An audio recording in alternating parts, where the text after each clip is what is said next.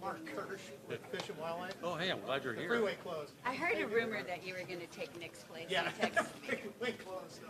Where did I guess I'm Nick's mega meal. Where did it close? Where? Yeah, where? Up on top of cabin. Oh, it did. Yeah, Snowed up there. yeah, crash of some sort. Oh, of course, a crash.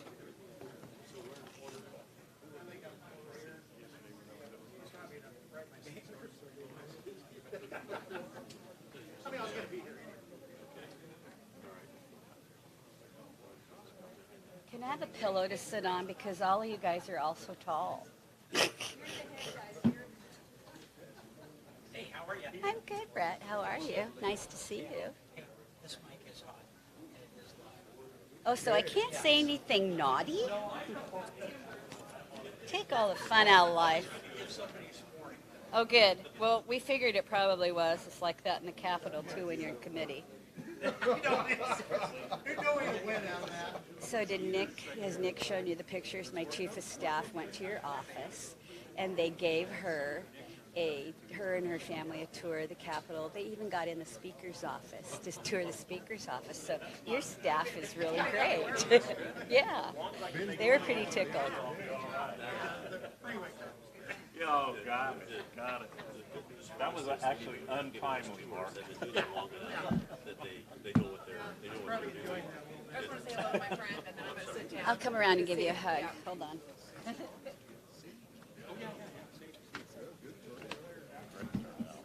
Congressman, good to see you.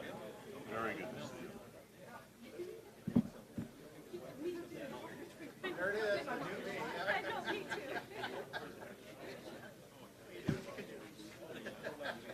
Morning, Dan. As always. Well, thank you very much. I better have other glasses.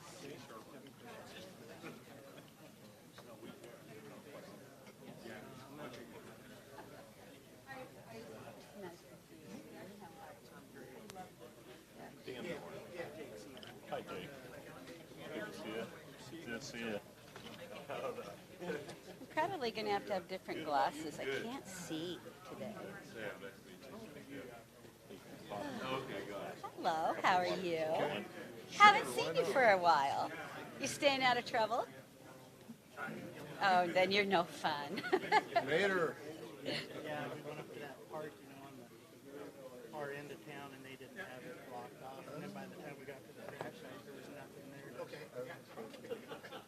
Yeah. One time I came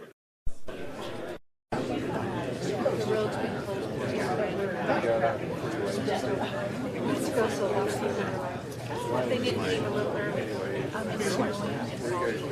Somebody got a wreck, so they had to wait until they got the wreck. It happens a lot. I mean,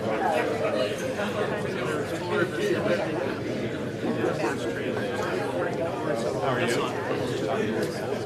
That was close. That was real close.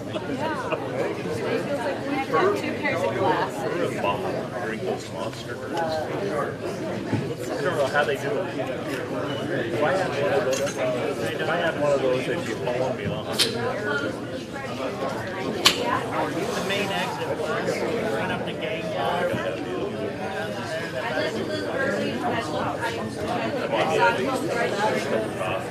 I bet it just a lot of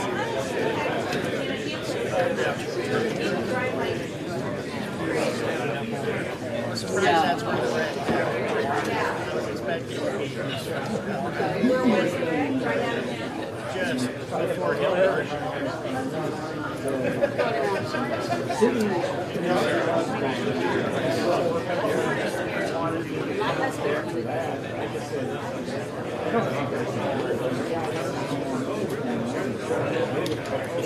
You're still telling me that after all these years?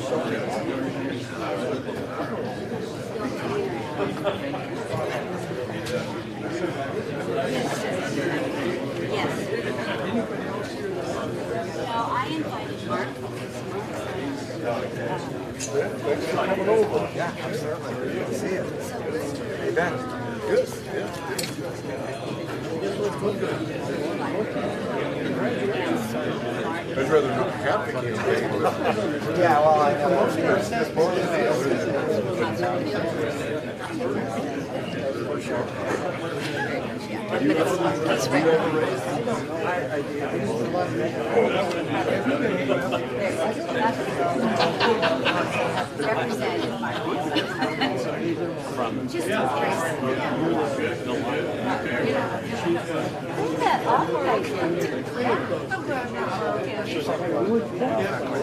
Back to my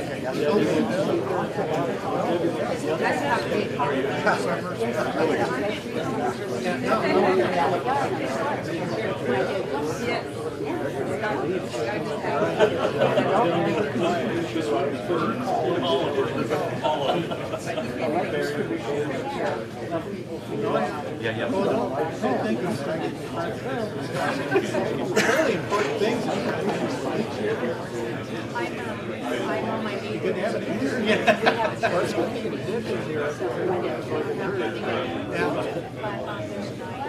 All right, there you go. Sure. The most it's ever ran. Maps over there. Go sign that, make sure you're back. I signed up. I didn't grab the map. Yeah, I'll go grab grab all it. the steps. Okay. Yeah. Well, you get penalized for Mad hands. doing I it. love those. So you can get bashed. Because it doesn't matter if there's a road. I feel like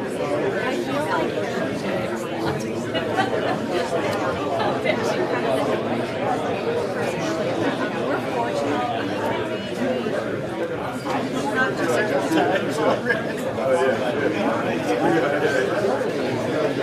Some people.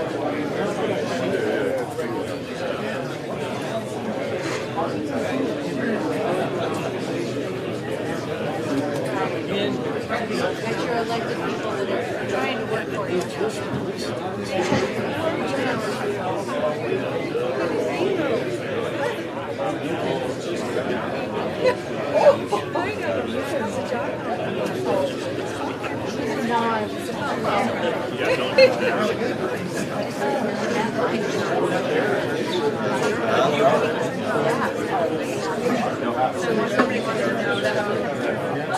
That's a good. Oh, yeah, I think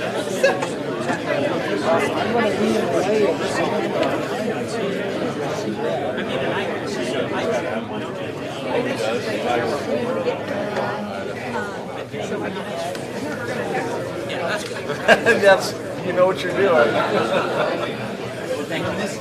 How's that? Yeah, I'll scoot that way.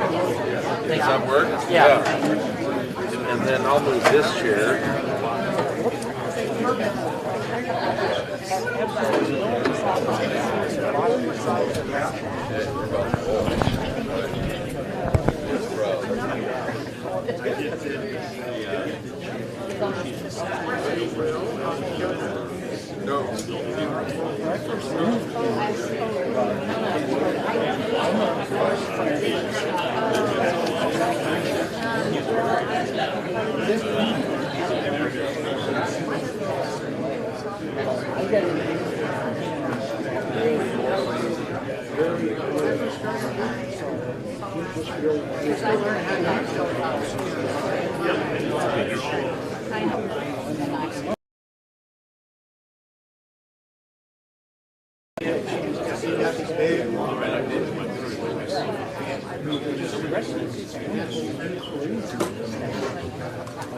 Some of these small ranchers are spending a lot of time trying to protect their livestock. So they're not getting much sleep and stuff like that. And I gotta think about it. That's where kill one or something like that.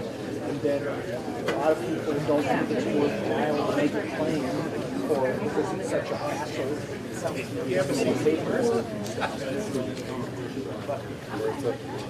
My conclusion is you probably got about 100% more. How are you?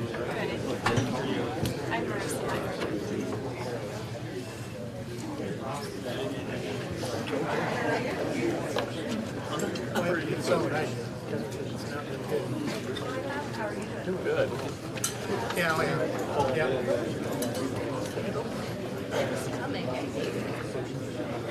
Well, freeway reopened. Did he call you last minute?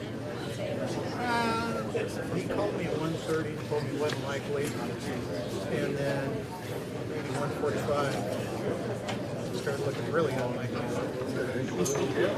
It is. Congressman Bentz, he can throw a party. It did. Started this movie.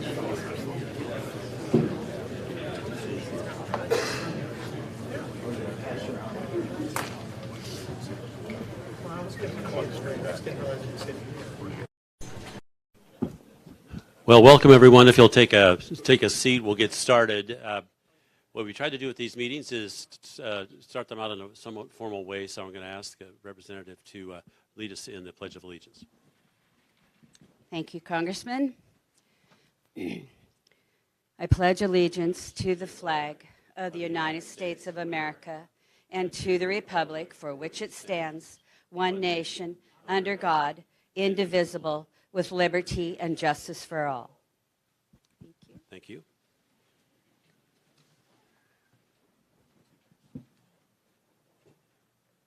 Well, I want to welcome everyone here and give a few words about why I'm so happy to see so many people. We started. I happen to be chair of the Water, Wildlife, and Fisheries Subcommittee in Congress, and as a result, I have the opportunity to determine what type of hearings we might hold. And of course, wolves, being wildlife, fit nicely within the jurisdiction of my committee. So some time ago, I asked my staff back in D.C., and you may not know this, but you have your own congressional staff, and I have several of my staff here today. Nick Strader, my chief of staff, right back there, and Joey Miner from down in Medford is here today, and then Sam Dudley is our Eastern Oregon rep for my office out of Ontario. If you have any problems with my office, yell at these people. They're responsible, and they do great work, and they're available to work for you since you're paying them. The underlying concept on the wolf situation has been driven by the Endangered Species Act, and that act in significant part is within the jurisdiction of my subcommittee. My subcommittee is a subcommittee of the Natural Resource Committee. The chairman is Bruce Westerman, and Bruce is a good friend, and he was the one that asked me to be chair of water, wildlife, fisheries. The hearings that we have, it's kind of interesting. You don't get to have all the hearings you would like, even though you're the chairperson. There are many hearings that are already kind of dictated, because you have to have hearings that involve or concern bills that people want to introduce that fall within the realm of your jurisdiction. And you also have to have hearings on things that the chairman of the Natural Resource Committee wants to have, Bruce Westerman, and then what space is left is up to me. And so to that end, I've had several hearings on the Snake River dams. Obviously, I oppose their removal, and I've had 2 hearings on those issues, one up in Kennewick and Richmond. Thank you. And then one in Washington, D.C., and then we've had hearings on other important issues. What the purpose, so this is the 3rd public meeting we've had, public listening session on the wolf in Oregon. The first was down in Klamath Falls. We held it not long after the wolves got into a set of cattle down there and ran them off across the southeastern part of the state. And then we had a larger meeting, not this large, but a larger public meeting in Prineville about a month and a half, 2 months ago, and then this meeting. The next meeting is going to be a congressional hearing in Minnesota. It will be on May 3rd. And that meeting we're having in Minnesota because Minnesota has far more wolves than we have here in Oregon, but it also has a number of Congress people that are very, very concerned about the wolf. And so we had some discussion about where exactly to hold it, and there were a number of things that went into that discussion. Ultimately, we decided to have it there.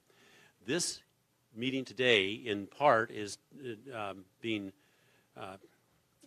I want this meeting to result in my knowing the answers to a couple of questions, and your opinions on this are going to be extremely important.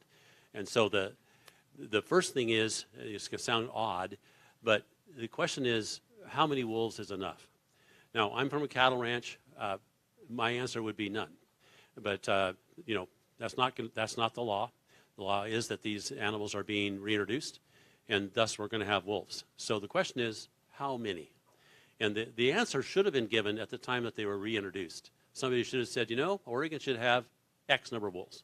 But that's not how it was done. They were reintroduced, and then Oregon has a decent wolf plan, which some of the panelists know about, and they can share their thoughts perhaps today. But the real question for us back in D.C. is how many is enough? And it's not just the wolf that this question should be addressed to. It's every endangered species. So although we're talking about the wolf today, the issue is of similar importance in many other endangered species situations. And as I said, my committee enjoys that jurisdiction, and therefore your thinking on that would be welcome. The second thing that I want to know about is who should pay. And the answer generally is those of us out here in the rural communities end up paying. We end up paying either through cattle losses, livestock damage, the psychological impact on a cow, or the rest of the herd. We end up being the ones that pay, and that is not correct. That's not right. The entire nation is benefiting apparently from the reintroduction of these creatures. Therefore, the United States as a whole should pay. That takes us to what are the damages. And so your thoughts on the type and extent of damage that the wolf is doing would be of interest and importance. There's a lot of you here today, and it's going to, that means that when you do come up to speak, please keep your remarks short. If I think you're going too long, I'm used to running meetings, and I'll ask you to wind up. And that's because I think there'll be a lot of people that want to talk, and we want to hear from as many of as you can. I'm gonna ask each one of the panel members to introduce themselves and just say a couple of words about what they hope to get out of today's meeting. Then we're going to go through the PowerPoint very quickly, and then we'll come back to listen to you. So let's hand the mic down to the end and introduce yourself and say a few words about the wolf.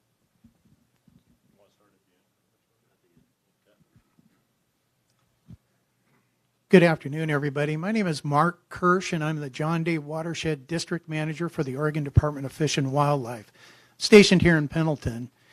And the state of Oregon's agency that's in charge of wolf recovery and implementation of the Oregon Wolf Plan. Hello, everyone. My name is Marissa Meyer. I'm the LeGrand Field Office Supervisor for the U.S. Fish and Wildlife Service. So where wolves are federally listed in the area, we are an interested party. And so I'm here to learn from you all what your concerns are and how we can be of assistance. Hi, I'm Todd Nash. I'm immediate past president of the Oregon Cattlemen's Association, and I'm a Wallowa County Commissioner. I do want to answer one of the questions that you posed here, how many is enough? Because when wolves were brought down from British Columbia and they were introduced into central Idaho and Yellowstone National Park in the mid-90s, at that time, that experimental population, their target was to get 10 breeding pairs in that area. And when they looked at the landscape of Oregon and Washington, they said there wasn't enough adequate habitat that wasn't in human conflict. And so that wasn't included in the experimental population area. But you fast forward to today, that's a pretty good trick to then have them disperse and then have federal protection that was more restrictive than that experimental population was ever supposed to have. Thanks, Todd. Dan Dorn, Umatilla County Commissioner, and as long as Todd took the opportunity, I'm going to do the same thing. And my answer to Congressman Bentz's question is, first of all, enough is enough when we don't have the destruction of our stream banks, our cattle, our wildlife. I don't care if it's elk or deer. But also, enough is enough when the federal government is willing to say, we'll write a check to manage them at this level. And that is the number that I think that we should get to. I'm Representative Bobby Levy. I've been involved with wolves since I sat on the Oregon Department of Fish and Wildlife Commission as chair, and Todd Nash came and talked to us about the very first kills in the state of Oregon.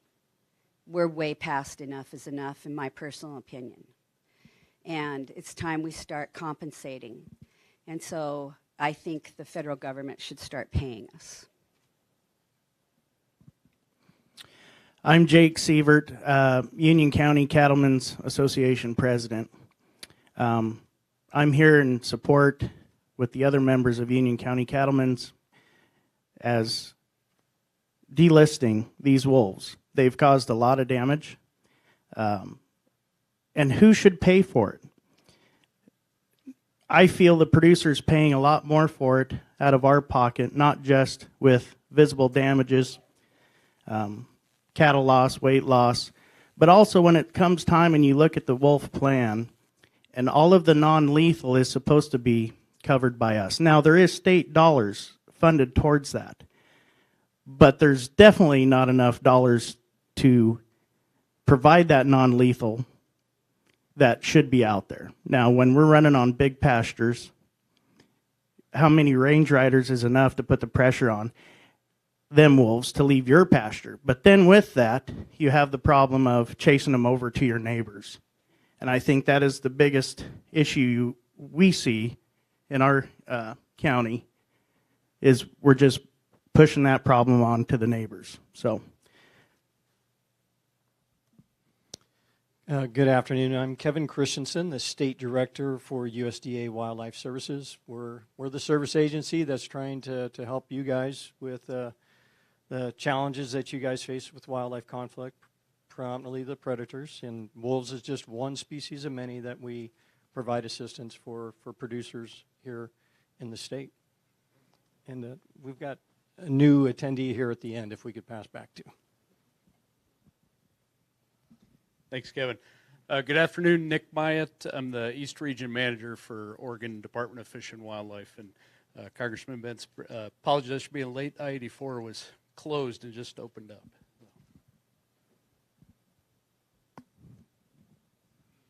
Thank you. And a couple of people here in the audience deserve to be recognized. Senator Bill Hansel. Senator, where are you? There you are. Glad you're here. Thank you. And Representative Mark Gamba from Milwaukee, Oregon is here. Representative, where are you? Right there. Thanks for being here. A couple of other things. The hearing that we're going to have in Milwaukee will be on C-SPAN. It will be attended probably by just Republicans, although we hope some Democrats actually appear. They would be welcome. It's certainly a committee meeting, and we'll hope that we have more than just Republicans attending.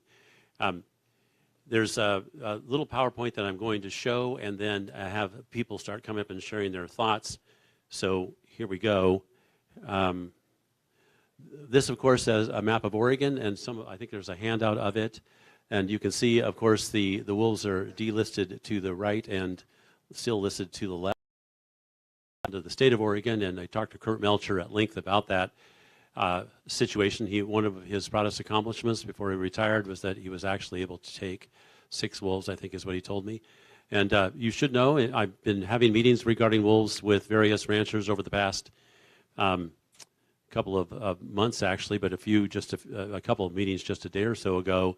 And I was told that it's costing $50,000 per wolf to remove them from the state of Idaho.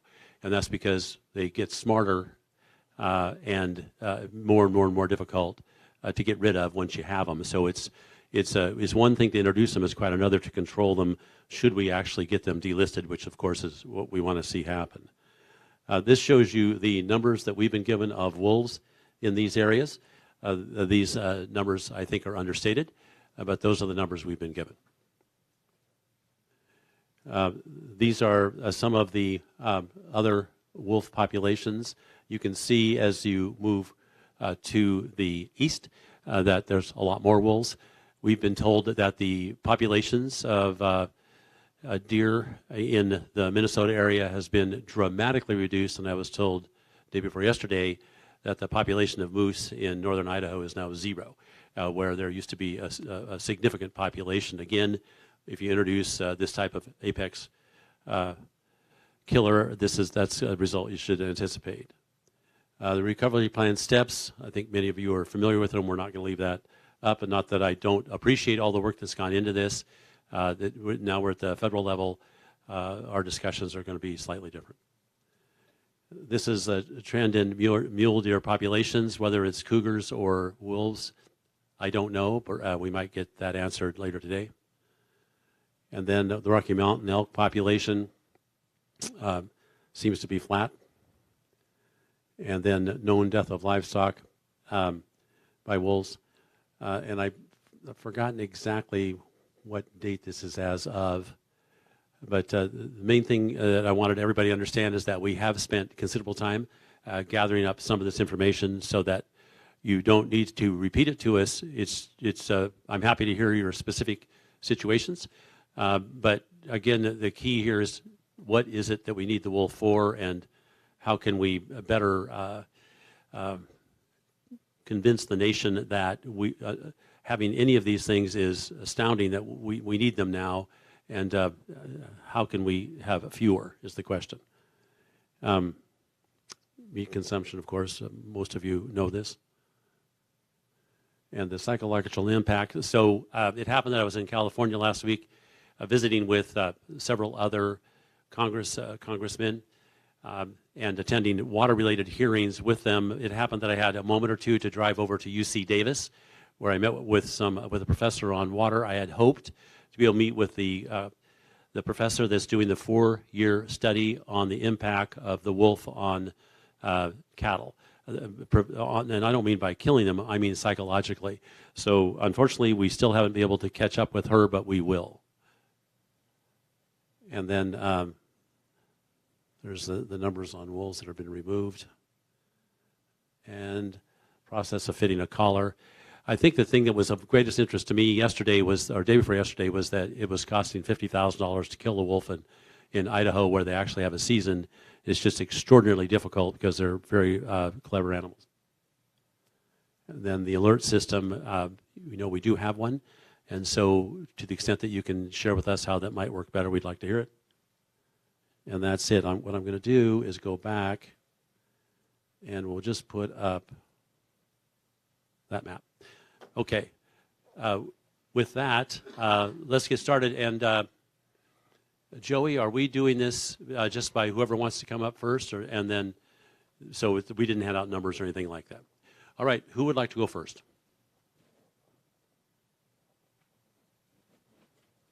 It's a very subdued audience. There we go. Congressman Bentz and panel, thank you. First, I'd like to thank you for writing the letter. I'm Matt McElligott. I ranch in North Powder, Oregon, and also in Grant County, Oregon, where there are wolves, and there have been for quite some time. I'm president of Oregon Cattlemen's Association, and the people that I represent want these wolves delisted. Again, thank you for writing the letter to Martha Williams, Director of U.S. Fish and Wildlife, asking for delisting of wolves in the western United States. That's a big step in the right direction.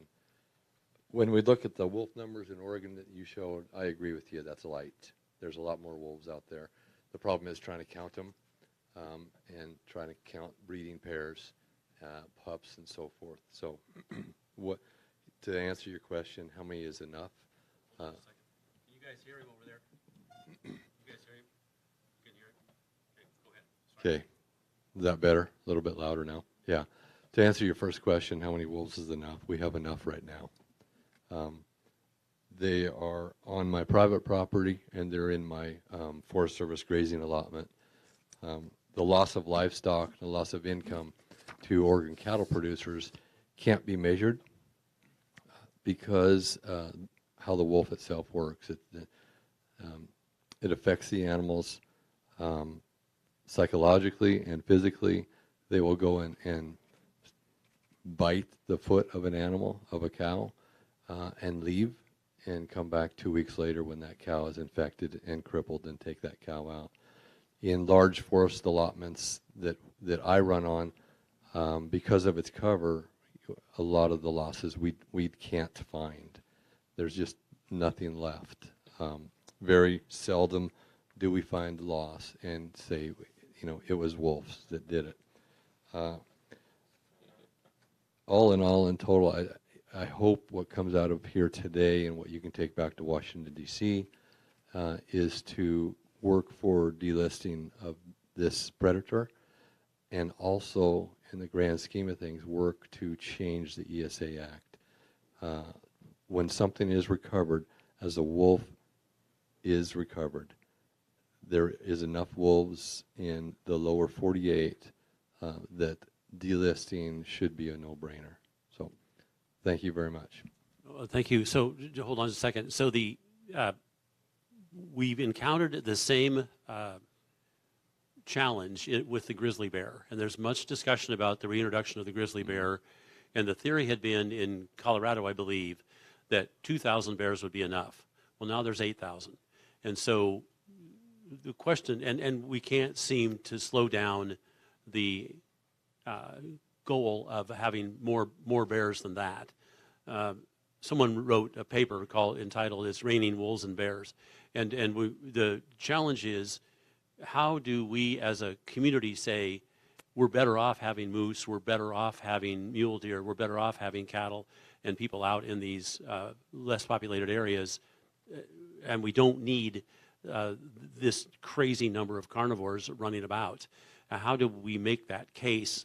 What is your association doing in that regard? I mean, well, yeah, go ahead. When it comes to wolves, Fish and Wildlife Service has already made the case for us, because they captured 10 wolves from Oregon and relocated them to Colorado.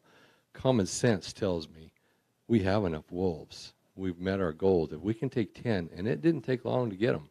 Within a few days, they had 10 out of Eastern Oregon, relocated them to Colorado. In my way of thinking, if the wolf was truly endangered or threatened, Oregon would have said, no, we can't give you 10 wolves because we don't have enough. So how do we get that to people that don't have wolves in their backyard, or don't have the threat of grizzly bears in their backyard? To answer that is that's a dang hard one, because there seems to be an emotional attachment to these animals, the thrill of the West and so forth. But it's a real economic impact of those of us on the ground. We are carrying the load for the rest of the country or the rest of the state of Oregon that want these predators, and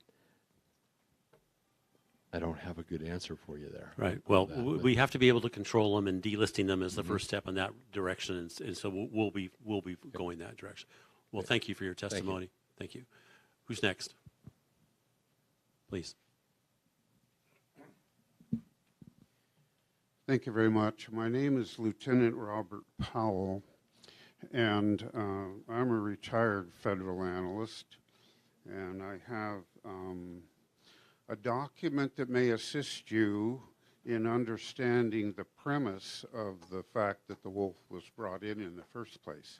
It's from a rejected treaty that was really initiated in 1987, and I don't think I quite have enough paper, but this is an active document when you research it online. Sorry, I've had too much coffee. I come from Oregon City, and I'm 80 years old, so it takes, and thank you, Mr. Nash, for the work you did. There is a solution to this, and it involves the public. I'm sorry. And I'll give the rest of you the document. This actually is a people's issue, and the representatives support the people. So this is a perfect venue for this discussion. But the fact is, the treaty that was put in play was the Convention on Biodiversity. That treaty in 1994 was rejected by the Senate. The reason that the Senate at that time in it went on, it took a while, 1992, 93, 94. The reason it was rejected is because it engaged a process that was hidden within the treaty called the Wildlands Project. Now, that project essentially calls for the removal of humanity to about 50% of the current population of the United States.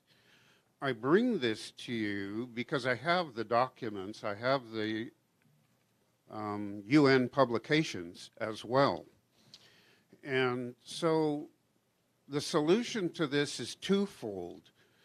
The representatives have brought you the information, but there's a process within NEPA to stop these kinds of things, because the fifth option in NEPA is no build.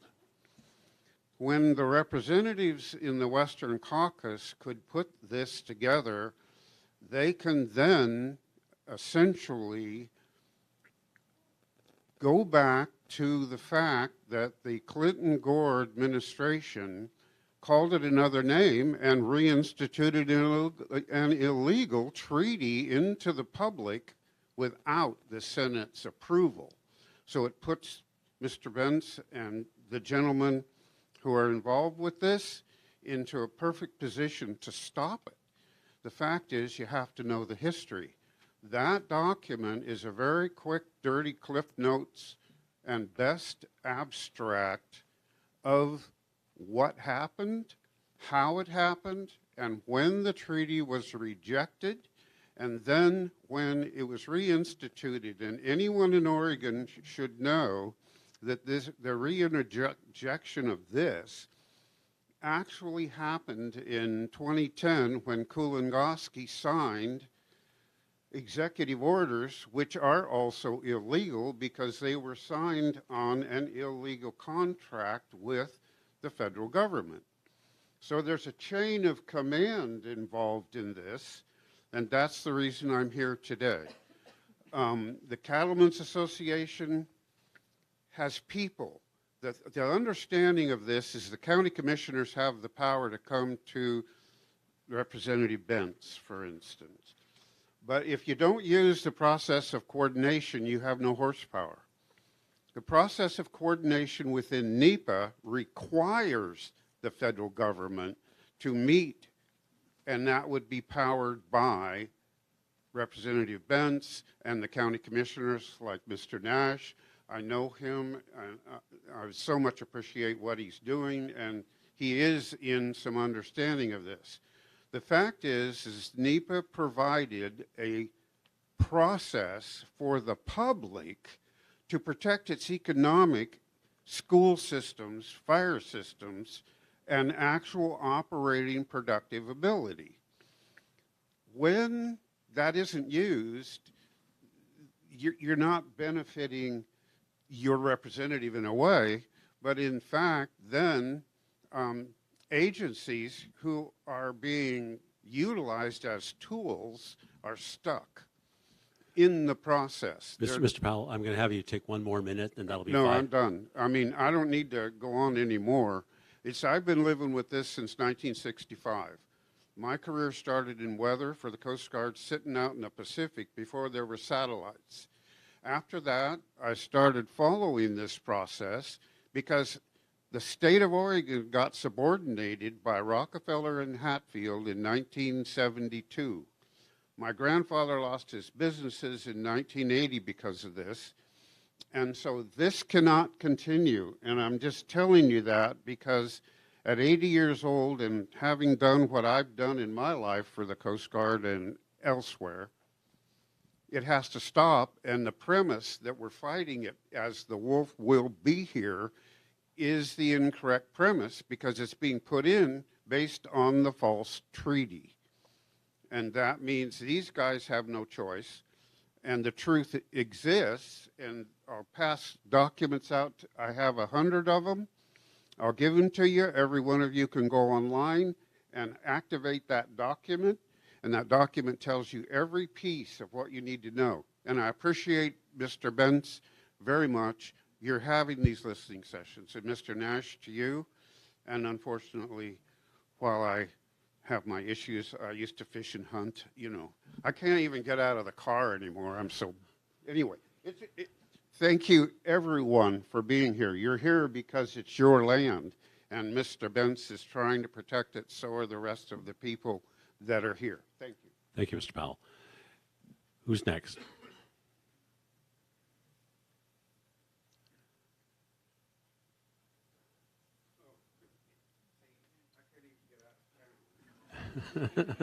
Drive carefully. Glenn Krebs, president of the Oregon Sheep Growers Association. I think the enough answer is what the terminology that we use with this. The problem is a wolf management plan. It's supposed to be a wolf protection plan, isn't it? Because that's what's happening. Nobody's managing these darn things. We're out there protecting them, and so the numbers are just going to increase. They're not, we got to develop this management part of it. So, Todd, do you want to mention what you worked out in the plan? Yeah, and so the plan is the what is it called? It's a wolf conservation and management plan, and we are in phase 3 in this side of the state, and that is the portion of the plan that we get to the end where we can fully manage wolves. The problem has been, as you know, when we reach that threshold of needing to go to lethal take, if there's a pack of 10, the department is deciding to take maybe 2 wolves out of a pack of 10, and it isn't effective management. And it calls for them to be effective managers. There is enough latitude within the plan to be effective managers. And as far as delisting, the state of Oregon in 2015, and I remember the date, it was November 9th of 2015, the ODF&W on that evening decided to delist wolves. And then we backed it up with legislation. We took it to, Greg Barreto took that piece of legislation. Senator Hansel has the bill mounted on his wall, House Bill 4040. He won a $1 bill on a bet that it would never pass. But we got that passed, and that piece of legislation backed up that decision. It's been challenged in court twice and lost twice. So we as a state have decided that we wanted to delist wolves, and we did that in a very challenging atmosphere with Governor Brown, with Tina Kotek as the Speaker of the House at the time, as their signatures are both on that document. And it's really frustrating that our federal government has this 3/4 of the state that they don't recognize our state delisting. And then the other frustrating part for me is all the work that was done on the wolf conservation and management plan, we don't get to effective management. Now they're getting better. I will say they're getting better, but we're not there yet. I'll confer with the last 12 months, there's probably been more management than there has in the last 12 years. And it's taken a lot of teeth pulling, cuss words, and everything else to get to this point. We're still not there. You know, in the original wolf management plan, there's a sentence that's right on the front page. It said the key success to this is to get the producers' buy-in. And since then, the 2 other plans since that, they forgot that little statement. And where we are today is because we've done everything not to get the producers' buy-in. And I think that is the most important part. I see Nick here, Mark Kirsch, how many times have we gone around and around and around on the implementation of this management plan, which I call the protection plan? There's a way to go, most definitely. Thank you. And Glenn, I might add one thing. We did take a look at that here recently at a meeting, and we looked in Wallowa County, where we've had to deal with this as longer than anybody, and saturation of wolves, and how many ranchers were participating in non-lethal, how many were participating in the compensation program or any portion of the plan. 6% of our ranchers now participate. The ones that have been dealing with it the longest. So you're exactly right. We need to reach back out to the ranching community and get this thing right and get buy-in from them.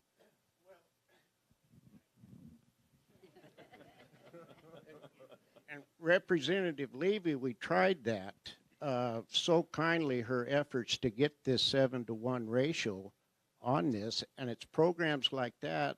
If the general public is in favor of having wolves in the environment, her bill or sponsored is programs that we need. We've got to be reimbursed for these costs. Thank you, Glenn. He wants me to explain what I'm doing. Oh, okay. Most everybody here knows that with Todd's help and John Williams's help, we brought a bill. We've brought it twice, 2 sessions in a row, a wolf multiplier where we would pay for losses, confirmed losses, and probable losses to the producers. And we started out to begin with, the very first bill, a 7-to-1 ratio. So if you lost whatever, we were going to pay 7 times the value of that, because everybody in this room understands that if you have a wolf that runs loose in your herd of cows or your sheep or your goats, that affects absolutely everything you do with those animals. And the cows especially are very evident. You can see because they will charge you, and it's very hard for you to treat them if they need to be treated from a wolf bite or anything. And the mothers get very aggressive. They lose weight. They won't give birth. All sorts of other mental problems that the cows go through, not to mention the human toll that it takes of taking care of those animals that are so sick and so hurt and injured and trying to protect your herd. And so this last session we did, the first one was, I think the bill number was 4086, I think off the top of my head, but that might not be it. We did a 3-to-1 ratio, and that was on confirmed and probable for the calves. And then we went and dropped down to a 1-to-1 ratio and a 7-to-1 for sheep. And John, tell me what was the other 7-to-1 I forgot. Goats, there you go. And so they wouldn't even hear that bill. Wouldn't even bring it up before committee, and it has nothing to do with the chair of the committee. The chair of the committee was more than willing to have a hearing on it and pass it through and help us get to where we need to be.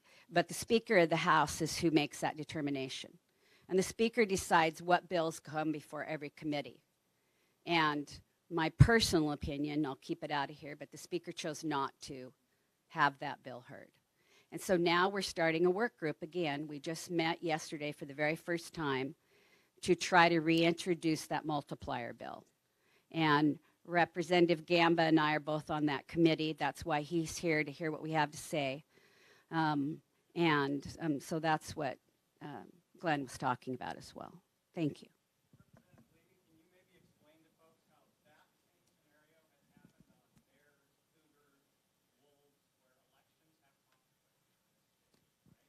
That's exactly right. The Oregon Conservation Network is the largest funder of the far left, okay? People who don't believe they don't believe that cattle ranching and farming are important to the state of Oregon. And they will tell you face to face that to pay for a loss of a depredation, for the economical loss, that it's a perverse incentive, not my words, their words, a perverse incentive to pay a cattle producer for the loss of their cattle. They value the value of a wolf or the value of a cougar or the value of a bear more than they do the financial loss of those producers. And they don't care if we lose money, it doesn't matter.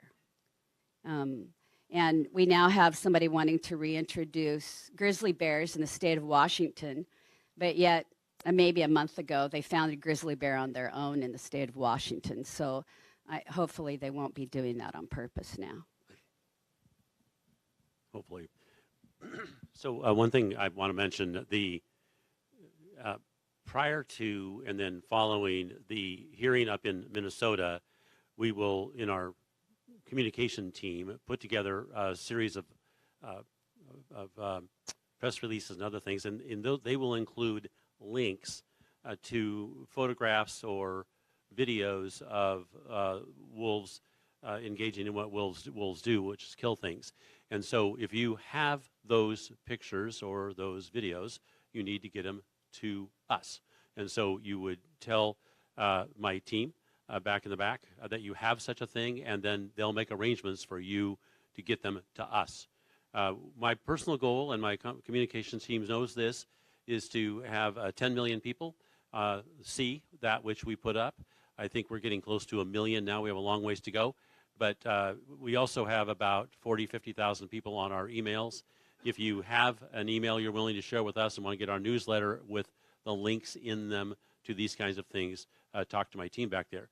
I met with Newt Gingrich a couple of times, 4 times, since I've been back in D.C., and he says that the crux of change is popular opinion. And so the way you change popular opinion is by doing exactly what we're doing here, getting together, getting the word out, showing people how what we did here today, and then getting links to the actual damage the wolf does, the reality of it. And I'm sure you've seen the videos of the wolves taking down a mother moose and a calf, and just ridiculously awful. You never hear about that from the other side of this issue. So it's up to us to make sure that that kind of information is available. All right, who's next? Wait, before I go on, is there anybody else up here from the agencies that want to talk about what the issues we just had? Do you want to say anything? No? Nothing? Okay, who's next?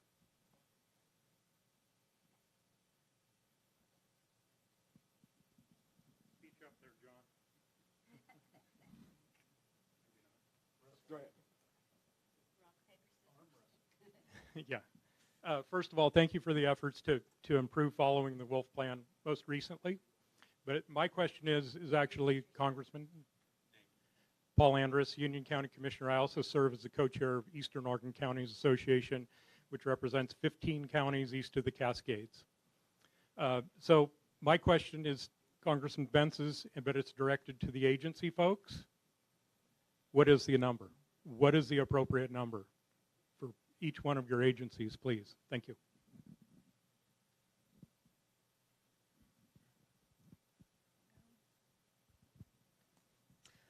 So Nick Myatt with Oregon Department of Fish and Wildlife. I think many of you know the Oregon Wolf Conservation Management Plan does not have a target number or a population objective. Right now we're managing, I think it was Glenn that mentioned kind of management of wolves. So management of wolves right now is when there's conflict and we in the delisted area, and that's when we're managing wolf populations. But I'm not avoiding the question, Commissioner Anders, but right now in Oregon there is not a target population number for wolves. Again, Marissa Meyer with the U.S. Fish and Wildlife Service. And my answer is similar. We currently don't have a number nationally. However, we did just finish a species status assessment in February, I believe, and we are now working on a recovery plan for the wolves in the lower 48. at the end of that recovery plan, there will be a number that's scheduled to come out in December 2025. And Nick, there is a minimum number, and we reached that in 2014. We had 7 breeding pairs for 3 consecutive years on the east side of the state. So we've reached that. We've had that threshold for that long.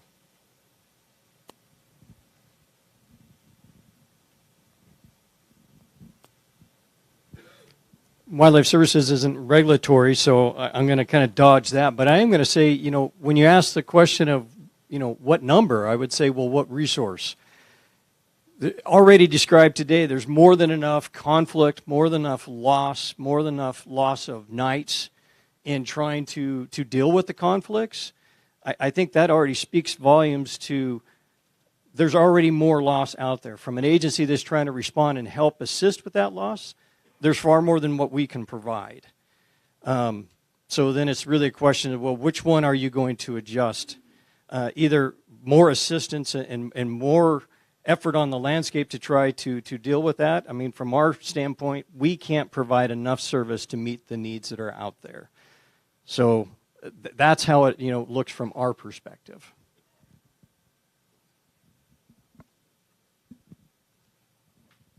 With all respect, Kevin, when we talk predator control, let's talk about resources and where we are with the federal government. In the 1990s, the counties, the state, and the feds joined together for predator control. In fact, our predator control folks are here today. And we're not talking predator control on county properties. We're talking predator control on county, state, and federal lands. That split in the 90s was 61% federal, 14% state, and 25% county. That's statewide. In Umatilla County, it's much higher. But in this year, and it's gone up again, but this year, the feds are only in for 30%. The counties are in for 54%. And the state is still static at their 15, 16%. Again, that's statewide numbers. But in Umatilla County, it's much higher. My question is, at the federal level budgeting, those numbers have gone up for the departments and the agencies. The reason that we don't take control at the local level, even though we're the biggest spender on the regulatory side of predator control, is because we have no authorization, no ability to enforce regulations, and no ability to enforce any type of law. In fact, we are no different than everybody out in this crowd, but everybody in Umatilla County is now paying over 54% of the predator control. So it definitely is a discussion on expenses, but it is totally flipped in the last 25 years, where now you guys are paying the majority for predator control without any authority. So that's my take on that agency. If we could go back to Marissa, is it Marissa? Do I have that right? When the director called me to tell me that the agency, U.S. Fish and Wildlife, had determined that it was not going to relist, because there had been petitions filed to relist the wolf, I think in Idaho and perhaps Montana, I'm not positive. And the assertion, I think, contained in the petitions for relisting was that there was a fear on the environmentalist side of things that the states could not be trusted to protect the continued existence of the wolf. The agency, to its credit, determined that those petitions should not be granted.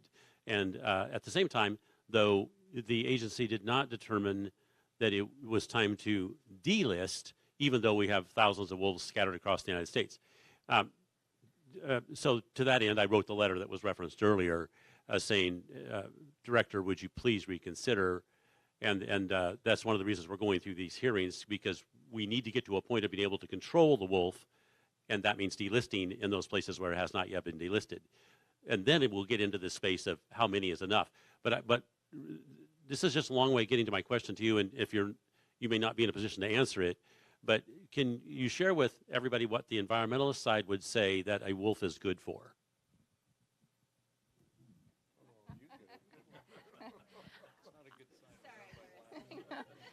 I'm not sure I can answer that, quite honestly. I have had side conversations with folks from all directions, all sides of the issue, but I'm not sure I can speak for the environmental organization.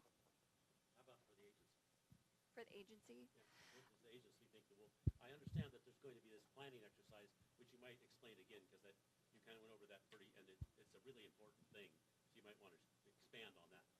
What the director is now going to do with the wolf. Okay, so 2 parts there. The recovery plan that I mentioned earlier, that's an important step in the process. We have lost in court cases previous efforts to delist the wolf. We have not had a recovery plan. So this recovery plan that I'm speaking of is a very important step in that process, whatever direction we end up going. But we do need to have a recovery plan in place. And as far as what our agency sees the value in wolves, we believe all native species have a place. So wolf is a native animal, so it has a place.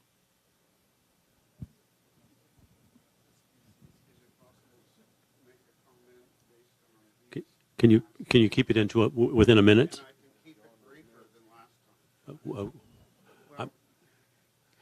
The fact is the reason the Senate of Congress rejected the treaty was specifically a project that is called the Wildlands Project.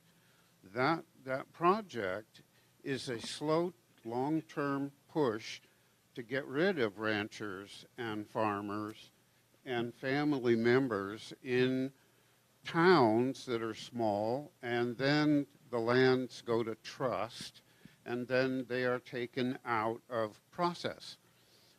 The fact is that that process calls for the West and the East are under process right now. The wolf and the grizzly both are part of the process of pushing people off the land. The premise that we're going to go down into quasi-social committees and do things that just basically, well, to make it short, I'll tell you what we in the military call. I'm sorry, Mr. Powell, your minute is up, and and now you have to sit back down because I have about 100 people here that need to talk, and you've had now 6 minutes. And so if you'll sit back down, when we run out of other folks, I'm going to let you get back up. I appreciate that, but I want to make one statement then based on that. The fact is that neither of the wolf or the grizzly are actually authorized by treaty. And so we are fighting the wrong premise if you're trying to figure out money for these people who have been abused by Congress. Right. So your point is well taken, and we appreciate it. And we also have your material to go online to find your report. I want to make sure they do because coordination. Good, but keep handing out your material. Thank you. Next. Thank you, Representative. John Williams, Oregon Cattlemen's Association Wolf Committee Co-Chair for Eastern Oregon. First off, I can't resist. I spent 2 hours with a journalist from London yesterday, and she was admittedly, and we admitted, on the other side than the cattlemen. And I kept trying to struggle with what do you call your side?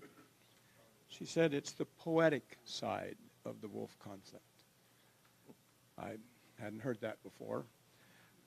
It came to me in talking with her, there's 3 different arenas that the Wolf Committee, the Wolf Program, the Wolf Problem is in. And 1 is economics, and 2 is social, and 3 is emotional or political. And ranchers are the only ones with the economic risk. And the decisions are being made in the social and the political arena. And that's one of the problems with the wolf program. I want to talk more specifically today about a big picture thought and the frustration that I hear from my ranchers. We need to be able to protect ourselves, our family, our private property, including our livestock. And that's been a frustration for 13 years. And I liked what somebody said, that we've made more progress in the last 12 months than we did in the previous 12 years. We are seeing some changes, but I get asked, so is it good? No, we're not there yet. And by the way, when you have 12 years of bad road, you don't change it in 12 months. It's going to take a long time before ranchers have any social tolerance for wolves. Specifically, I was, in a previous life, part of a research group that worked on the impact of livestock on impact of wolves on the presence of impact of livestock on the presence of wolves. And we found some particular things. They've all been peer-reviewed publications.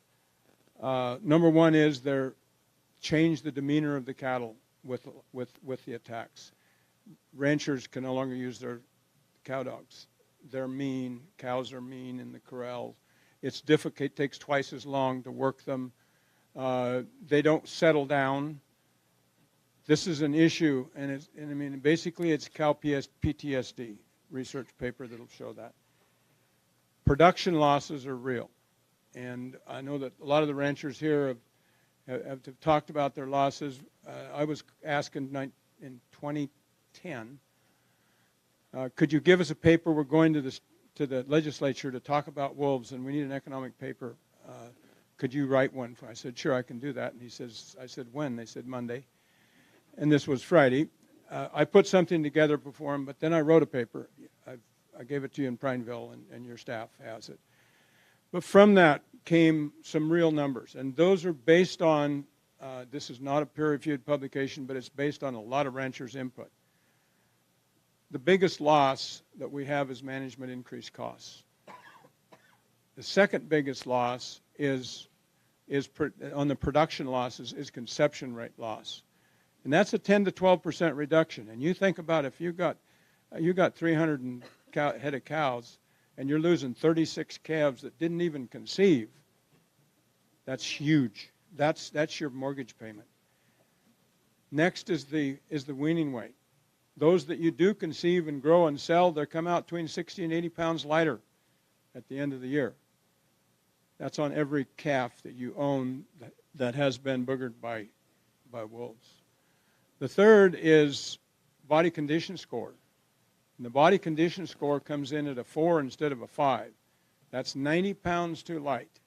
And a rancher has to take a cow that comes in November and get her to gain 90 pounds in 3 months so she's ready to calve.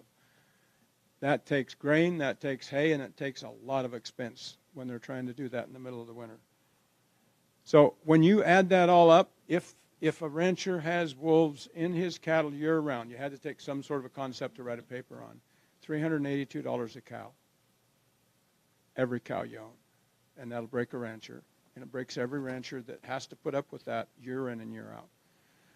We aren't there in a lot of the state, but we have much of the state that is dealing with wolves either on the front end, just now getting into their areas like in the Prineville area, or the Grant County where there's a half dozen already deaths, confirmed kills, or Northeast Oregon where we're at population saturation, and every rancher in Wallowa County, in Union County, and Baker County isn't surprised when they see a wolf in the middle of their operation.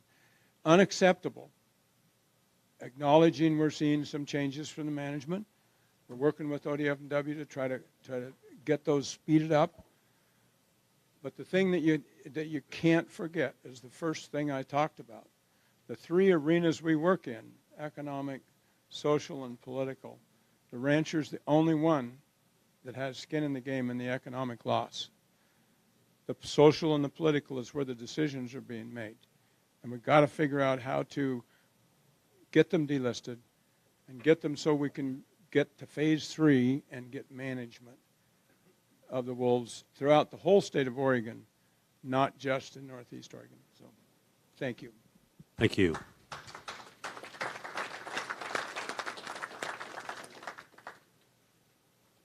Who's next?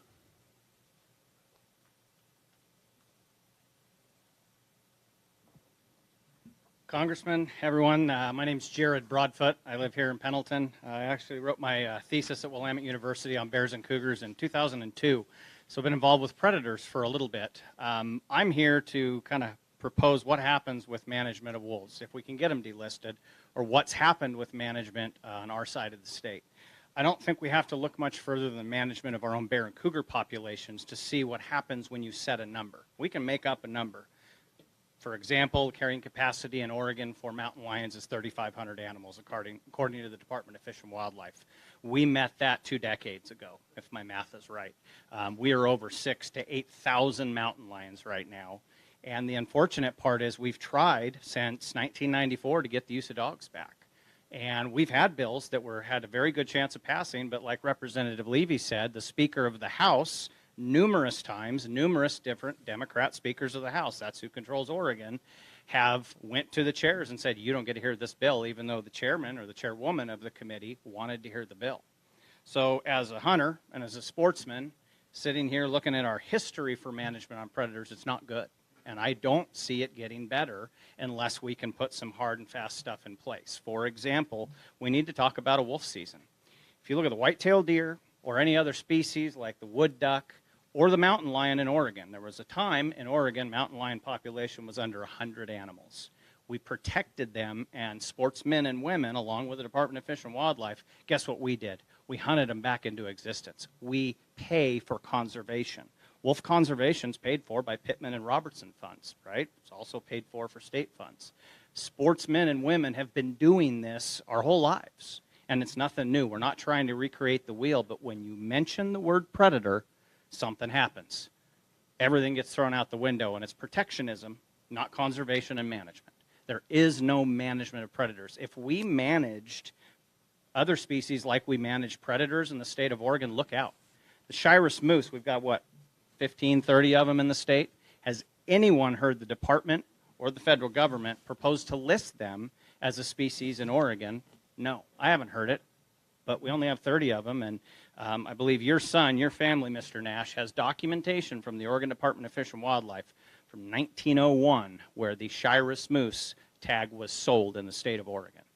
So I guess I'm pessimistic when we talk about predator management. We absolutely need to delist them. But let's be honest, folks, elections have consequences, and no matter what we do over here, when a Speaker of the House in the state of Oregon or the governor of the state appoints a Fish and Wildlife commissioner or 2 or 3 that make the vote, they get the absolute vote on it, we don't win. We don't win in that situation, and I think if anyone read the paper recently, Representative Levy wrote a great op-ed about the current chair of our Fish and Wildlife Commission, and people need to pay attention. They are not our friends. We've got a few good votes on the commission, that's for sure. We've got some friends, but we're very close to being outvoted, and we're about to have a director of the department who, according to the reports I've read recently, is being pushed hard, or the governor's office is pushing, to hire someone that hasn't got a fishing and hunting background. Now, if you ask me, for an agency, the state level, that's in charge of managing the wolves if they get delisted, we've got major problems here that we need to address. I don't mean to be doom and gloom, but we've got experience in this. And as much as we want to complain, I have a fear that even if we set a number and we put things in place, we're not going to see a wolf season hunting. We're definitely not going to be able to trap wolves. Heck, we can't even trap mountain lions in this state, or bears. So you can see my concern and the concern of sportsmen and women when we have these discussions. We've been having them my whole life. So anyway, thank you very much. I'm happy to answer any questions. Thank you. So I want to go back to the plan that I put together, given the fact that I enjoy this chairmanship on the proper committee. And the plan is to gather as much information such as that which you are sharing and that which I'm asking people to share with me, whether it's videos or pictures. So the terribleness of that which a wolf actually does is on full display across this nation. That's what we're going to be doing. Now, that's not enough in and of itself. What we're going to need are the biologists coming in and saying, this is what a wolf is good for, and this is too many, and this is and how do we get? You are right. Counting them is going to be almost impossible. So you're going to be looking at outside influences. But when you see the entire moose population wiped out in northern Idaho, that would be an indicator that you got too dang many wolves. And so the challenge for us right now today is to figure out how to make that hearing in Minnesota the most productive thing it could possibly be. It's very constrained, not unlike here. You each get 5 minutes, and we'll have a very narrow group of witnesses, but we'll have C-SPAN watching somewhere between 200,000 and 2 million people at any one time, or more, depending upon how much we make of this issue. And I think we're going to make a lot of it. But it'll depend on you guys giving us the proper fodder for the social media, our social media purposes. But you're right. The challenge is going to be how to convince the nation that these animals are just what they were created to be, killers, stone cold killers. That's what they do for a living. And we have to, yes, we need a few of them, but we certainly don't need 8,000, more grizzly bears somewhere. And so this hearing is on as much more than just the wolf. It's these other animals that may be then reintroduced, and we've got to have a means of controlling them. One of the things that would be of huge interest to me is how hard it is to actually trap these wolves once they become educated about the fact you're trying to trap them, because they're smart. And so the fact that we would turn loose on America an animal as clever as a wolf, beyond me, but that's what we're doing. But you guys have to help us in trying to make this case. So that's why I appreciate your testimony. Absolutely. I really appreciate you. Thank you for your support for the Congressional Sportsmen's Foundation and at your guys' hearing. I'm sure that between all the hunting and fishing groups, they can get some support. But I think if you made the call, it'd probably help spur that along a lot better. Right, but to your point, this is going to not particularly welcome in a crowd filled with people just like my brothers who are still in the ranching business. But the moose is a much more sympathetic character than a rancher, I'll just tell you. So if the moose herds are being wiped out, that's going to get people's attention. It really, truly is. And so, but that doesn't mean I'm not going to make the arguments regarding ranchers. I'll make them. But I need as much help as I can get from the other side of it. Well, from a sportsman's perspective, as far as the ranchers are concerned, I mean, look at what we burden them with. The state of Oregon tells all these ranchers, you have to feed every elk and deer and every other animal in this state. And then when they cause damage, we're not going to give you any money. What we're going to do is let you buy an over-the-counter cow tag to try to scrape some money by. It's not management in any sense of the word. And then on top of that, they stick them with predators. So we have predators and everything. We have people pushing elk and deer on their property from hunting public land, right? And then they have predators that are running our elk and deer and running their livestock and hurting their livelihoods. It's not a win for anyone if we don't get control of the situation. And they all hunt and fish too, right? Every rancher that I know hunts and fishes. We're all on the same team here. So thank you guys very much. Thank you. Who's next? This side of the room has been very quiet. I don't think I've seen even one brave soul venture. Anybody else? We still have about 15 minutes to go on our hearing, so yeah, here we go.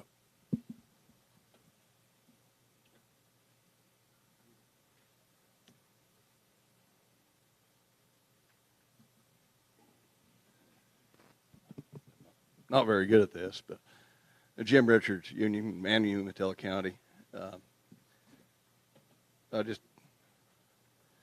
It's kind of a bad situation, and nobody's going to win probably in the end. But the best hope I've seen, I just want to take a moment to kind of talk on them, is the USDA Wildlife Services guys. I think they can come in and help us. They've proven it to us in a few different situations. They can do it in a way that we're not the assholes of the situation. They can make it look a little cleaner and better. And they are good at their job.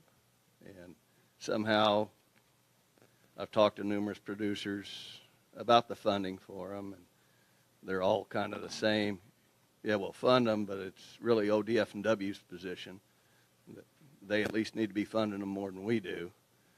I don't know how you get that out of it, but I think as producers we need to step up a little bit and try to get it going and see if we can get them to help us and get ODF&W and everybody else to let them do the job. And keep us. I mean, we can talk big, but we ain't going to get it done. So, and I would hope with ODF and W, our biggest problem is we've been lied to a lot.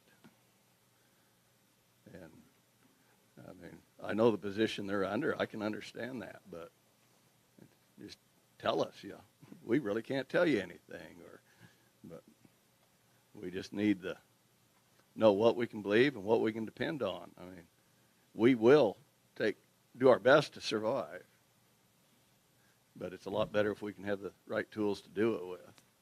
And so, thank you. Thank you, Congressman. Thank you very much, Jim. Kevin, can you talk about the funding, the federal funding for USDA and what's happened with that? Because that's been mine and yours and Jeff's conversation over the last 2 years about that funding and what it lacks.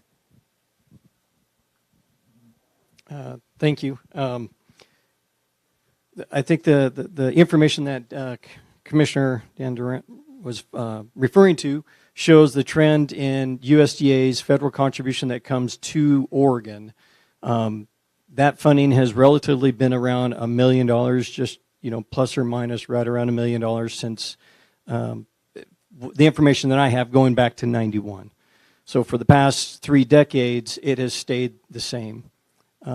And the dollar doesn't buy as much, 30 years later as it used to. And so with the federal funding, and I think that was a very valid point being made, is the federal side of this, which used to be a large portion that provided the resources for our assistance that we provide, is now a minimal contributor.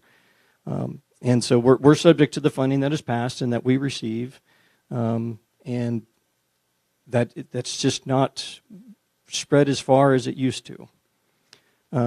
Looking at what our expenses are, just in trying to offset so we don't have to keep coming to the counties and asking the information that we've looked at to look at what that funding gap would be, around $1.5 million, to keep from having those constant increase to those counties, just to put it back to where there was equity on the table so that resources were spread across evenly.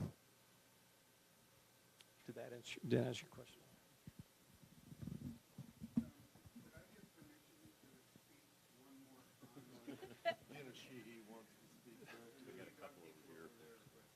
Yes, whoever's over here to the, come on up.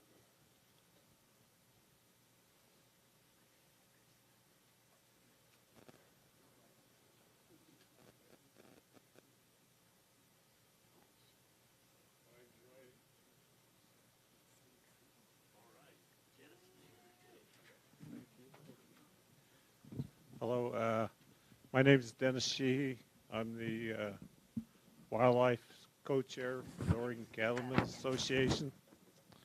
I'd like to thank you for allowing me to speak. I'd also like to bring up first that one of my main focuses has been wildlife damage or wildlife depredation. Not so much in terms of the wolf, but in terms of other wildlife, in terms of causing damage to property, damage to crops, damage to range, and trying to come up with a prevention and compensation program where actually Bobby Levy, our Representative Levy, has been very helpful in that.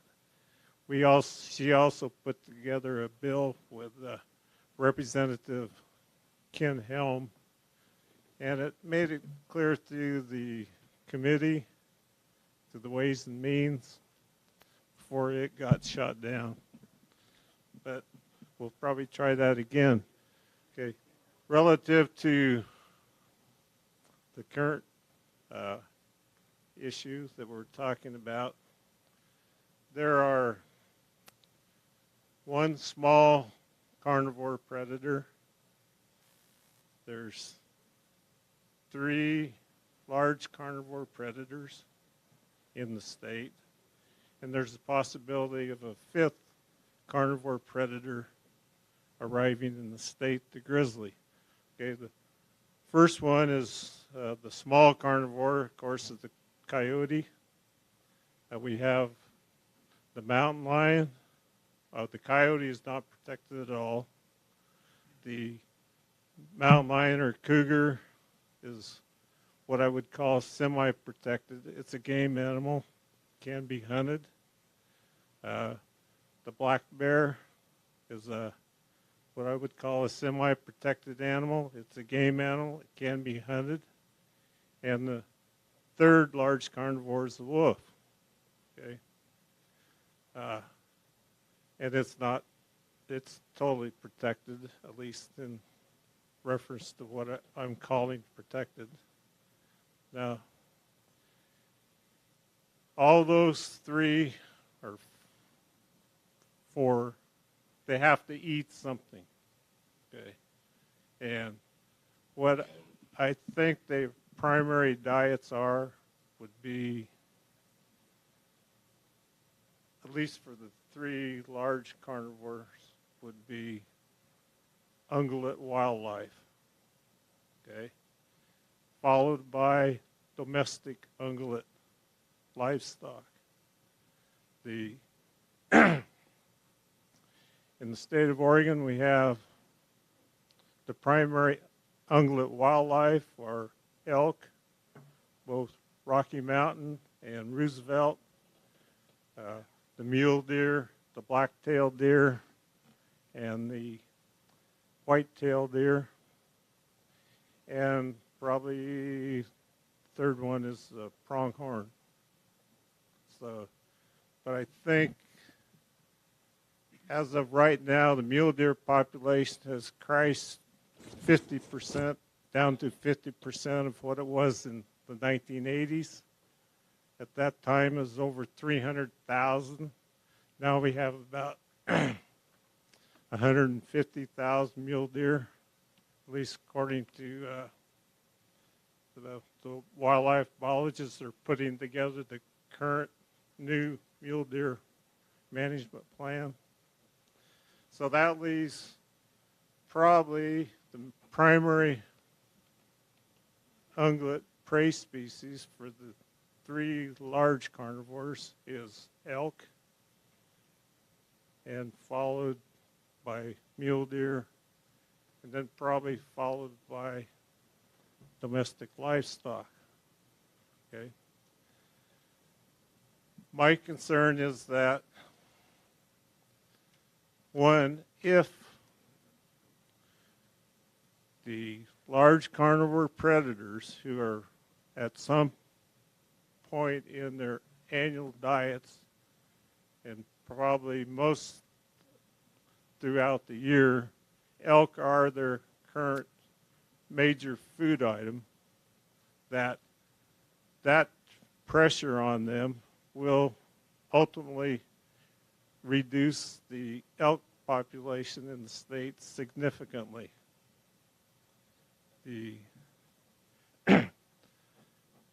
From the wildlife damage standpoint, the ranchers and farmers who bear most of the wildlife damage problem from elk, from other wildlife species in the state, that might look to be a good thing.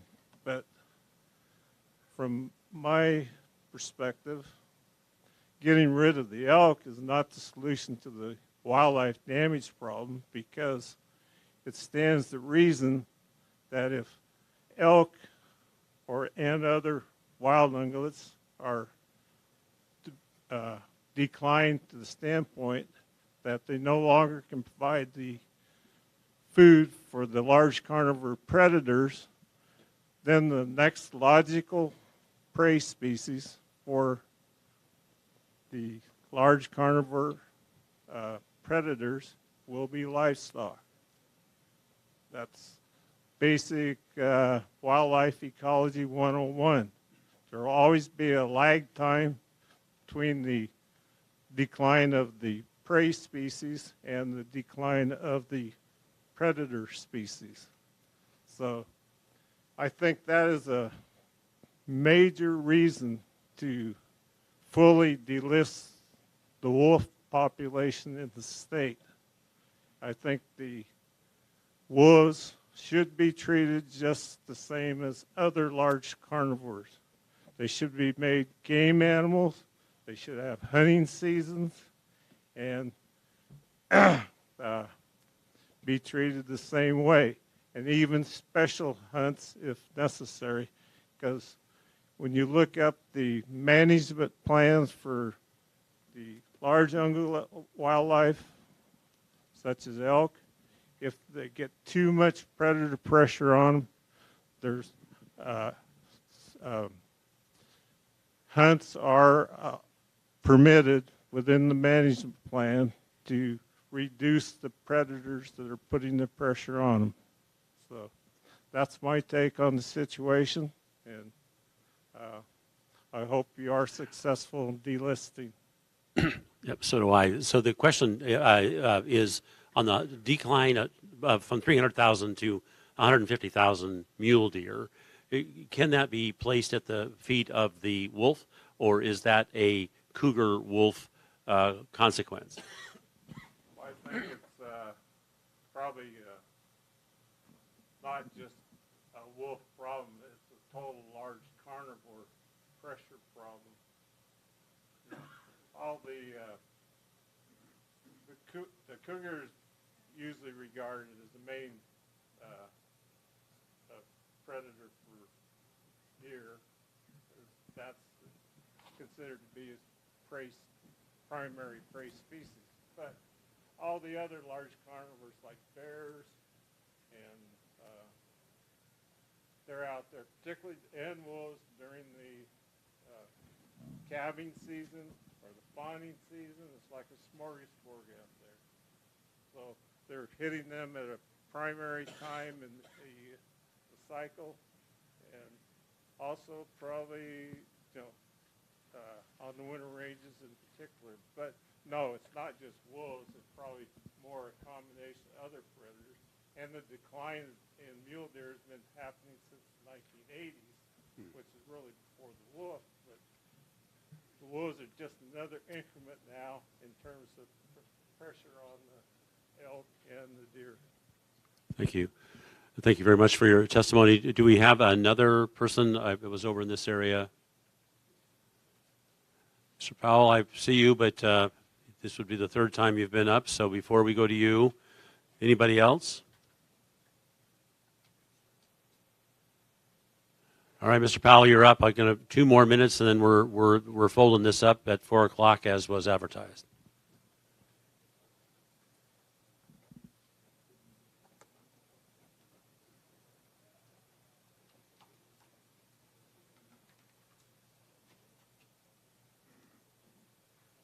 First, thank you very much for that extra courtesy. My ancestors were South Dakota cattle brokers. They started in the 1840s. I have a bounty price paid for wolf ears in 1850. That was $6. Well, $6 was literally a lot of money in those days. Now, the other thing is that the cougar does not necessarily deal with an adult elk. They will take the calves. It's incredibly destructive to the elk culture, let's call it, because we're not talking about the elk culture or any of the rest of it. We're talking about mitigating. Well, they mitigated all this between 1850 and 1901.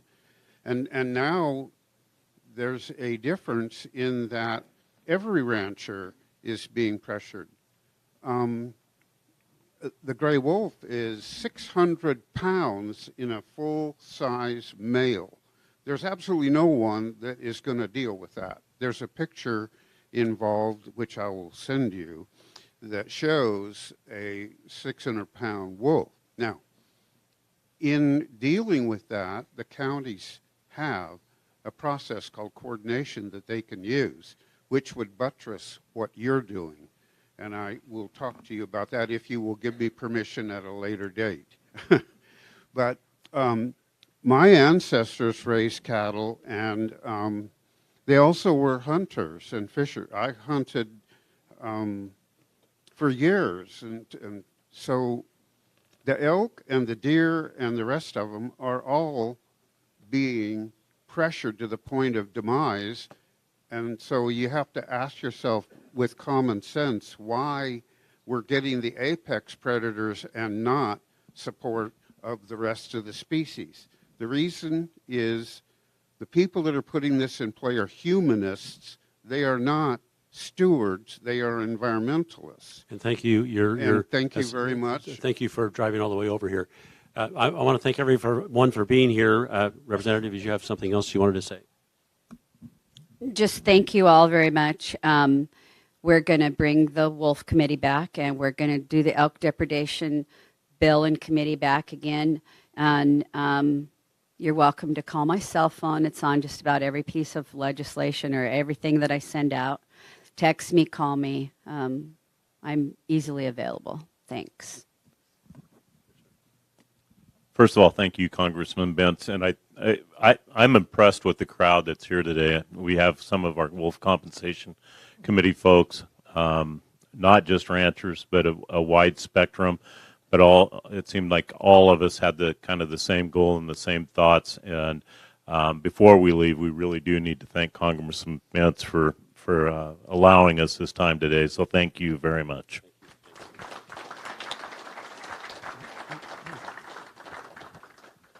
Of course, I'd echo all of that.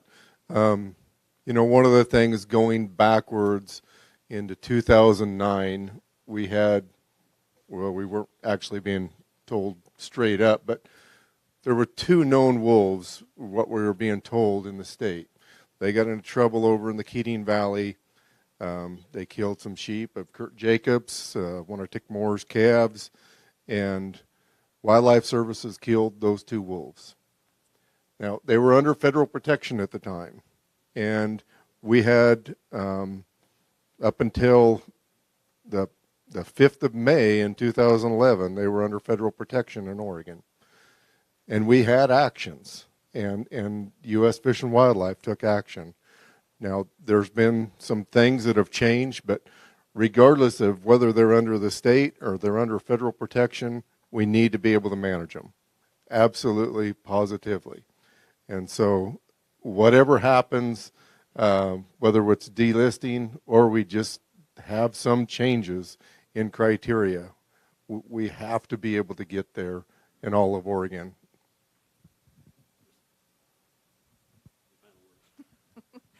Thank you for having me. I have listened to what you've said, and it's been very helpful to me to hear firsthand what's going on. Our agency is in coordination with both Wildlife Services and ODF&W. When things start getting interesting, depredations happen, we're here to help in any way we can. I have business cards if folks would like to have that, so they have my number to get a hold of me. But mainly, I just want to say thank you. So there's been quite a few things I wanted to say today, but there's so many people here and wanted to hear from the livestock community in the room. But two things that were going through my mind was listening to folks today. So I've sat in this hot seat in this exact room multiple times, and one that comes to mind was the last 2 years at the Oregon Cattlemen's Association annual convention. This room was a pretty uncomfortable place.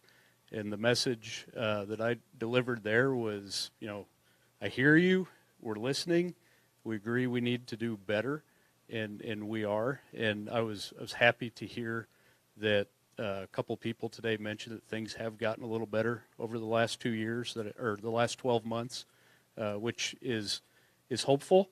But I also agree with you that we have a lot more work to do, that I think a lot of folks, Glenn said today, we still have a ways to go. We have a lot of new resources that are coming online to support livestock producers over this next year that I'm pretty excited about. So just wanted to say thank you. And I believe it was Glenn that also said, mentioned producer buy-in. And it takes a lot more than 12 months to kind of repair things and get that buy-in. So I appreciate everyone's patience and looking forward to getting there. And then finally, the one thing I really want to talk about but didn't get to was when the conversation about wildlife services funding was going on. I think it's a very important priority for us as a state agency as well. So one of the things in that room a year and a half ago that I heard very loudly was that we need wildlife services involved in wolf management.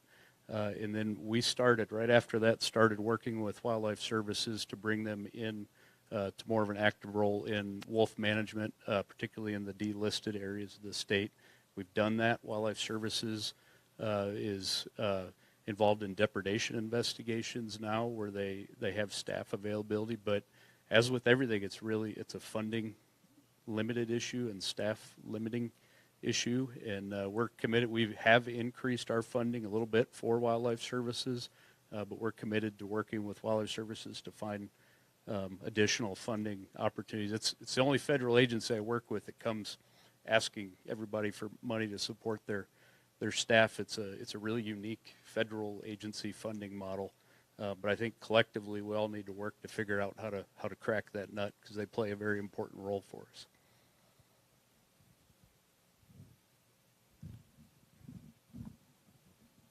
I'm going to say one thing before I go. Just to follow up on Nick's stuff, I would have to say since Deputy Director Debbie Colbert came on, things have dramatically changed at ODF&W. She's been very proactive. My very first meeting with her and with Nick was, we're going to follow the wolf plan. And she's been following the wolf plan. That's why we have the kill permits issued. That's why USDA is involved, and she's worked very diligently. She's put her hat in to be the director of ODF&W, and I would encourage every single one of you to email the governor and ask that she be the one that be appointed as the director, please. You'll see nothing but better things come out of ODF&W if she's director. I guess as being a representative from the county in the state of Oregon with the highest wolf density, I believe that's the latest numbers, with 8 to 10 packs and 50 wolves out of 170, that's over 25% of the total population in the state of Oregon. I'm trying to be optimistic in saying that we will see a good year, but the pessimistic side of me is we're going to see a lot more depredation this year. With that, I would like to extend more support for Fish and Wildlife Services and the funding at a federal level, at a state level, also at a county level, to see if we can't boost that up, because I think they're understaffed, and I think a part of ODF&W too, at least in our neck of the woods, we've got Matt and Philip managing all wildlife, not just wolves, but the elk and the deer as well. I'd like to see some more feet on the ground as well. As the problem's not going to get better anytime soon, we need to put more people in place to help manage our problems and issues with our wildlife. I would just want to conclude and just say thank you for being so passionate and being such good stewards of the land and fighting as hard as you do on a day-to-day basis. And from our employees, I just would say thank you for being the great collaborators that you are working with us.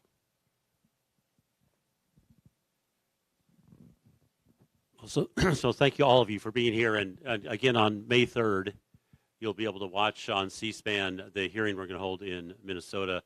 Please, if you have pictures or videos you can share with my team and that we can put on the national sort of space, share them on the way out or get them to us later. But thank you all so much for being here. Remember, May 3rd, we'll be talking about this in Minnesota, and look forward to doing our best to try to ultimately delist the wolf and get to a point of controlling this particular predator. Thank you so much, and we're adjourned.